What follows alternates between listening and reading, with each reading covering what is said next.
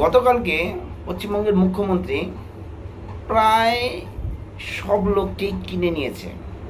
কি করে? দুর্গাপূজার জন্য আগে 85,000 টাকা ছিল, এখন তা বাড়িয়ে এক লাফে 1,10,000 টাকা হয়েছে। এছাড়াও বুথ লেভেল অফিসারদের যারা বুথে বুথে এসে কাজ করবে তাদের জন্য 10 লক্ষ টাকার প্যাকেজ দিয়েছে। এই টাকাগুলো কোথা থেকে আসে, কি করে আসে, সেটা রাজ্য সরকারই জানে। কারণ আমাদের এই পকেটের ট্যাক্সের টাকাগুলোই এই ক্লাবদের অনুদান দেয়। যারা লাখ লাখ টাকার পুজো করে তাদের এই 1 লক্ষ টাকা কোনো বড় একটা বিষয় নয়, কিন্তু যদি ছোট ছোট পুজোগুলোকে 1 লক্ষ করে দিত, 1,10,000 করে দিত, তাহলে বিষয়টা ভালো।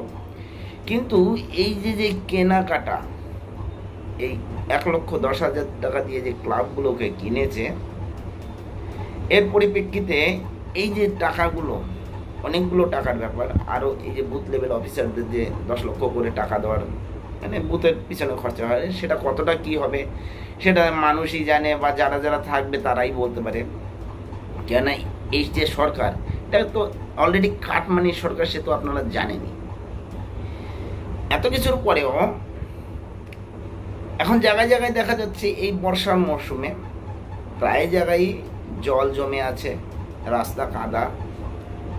তো যেসব জায়গা নিচু এরিয়াগুলোতে জল জমে থাকে সেগুলো নিয়ে তো কোনো বালাই নেই, কিন্তু সেই সব জায়গাগুলো যদি পাকা রাস্তা, ভারতবর্ষের প্রত্যেকটা রাজ্যে পাকা রাস্তার ব্যবস্থা আছে, সেই সব রাস্তাগুলো যদি পাকা করে দেয়, হয়তো পাকার উপর দিয়ে হেঁটে আসলে পাটা পিছল হবে না।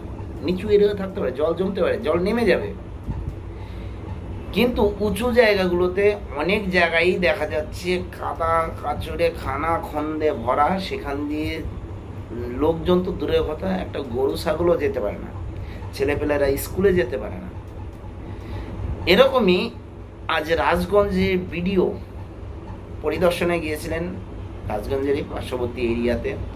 সেখানে গিয়ে বিক্ষোভের মুখে পড়লেন। মহিলারা বলছে যে এখানে রাস্তা করে দেয়নি, এখানে রাস্তা করে দেয়নি। সেখানকার ভিডিও বলছে আপনাদের লক্ষ্মীর ভাণ্ডারের টাকা বাদ দিয়ে দিন, আমি রাস্তা করে দেব।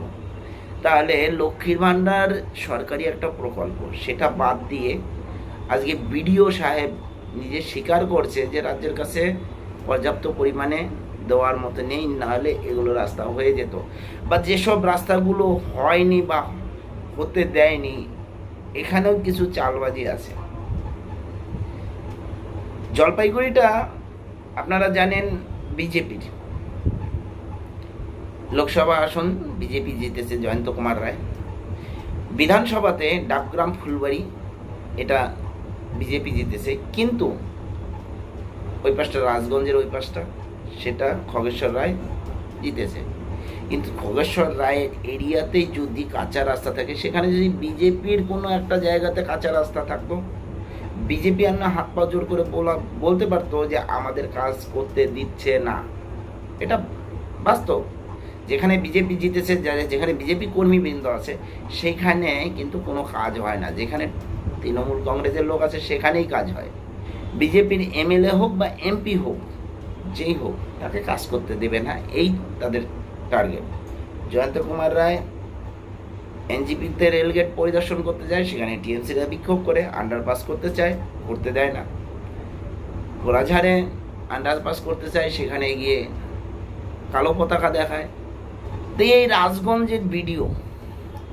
রাজগঞ্জের ভিডিও ইনি নিজে বলে দিচ্ছে আপনাদের লক্ষ্মীর ভাণ্ডারের ফর্ম আমার কাছে দিয়ে দেন, আমি ক্যান্সেল করে দেব, রাস্তা করে দেব। আজকে রাজ্য কোন জায়গায় চলে এসছে দেখে নিন, কোন জায়গায় চলে এসছে। এই রাজ্যটাকে যদি এখন বাঁচাতে হয়, অবশ্যই পরিবর্তনের দরকার আছে। আর পরিবর্তন যদি না করেন, আগামীতে আপনারা অনেক বড় বিপদে পড়ে যাবেন। যাই হোক, এ বিষয়ে যদি কিছু বলার থাকে অবশ্যই জানাবেন। জয় হিন্দ, বন্দে মাতরম, ভারত মাতা কি জয়।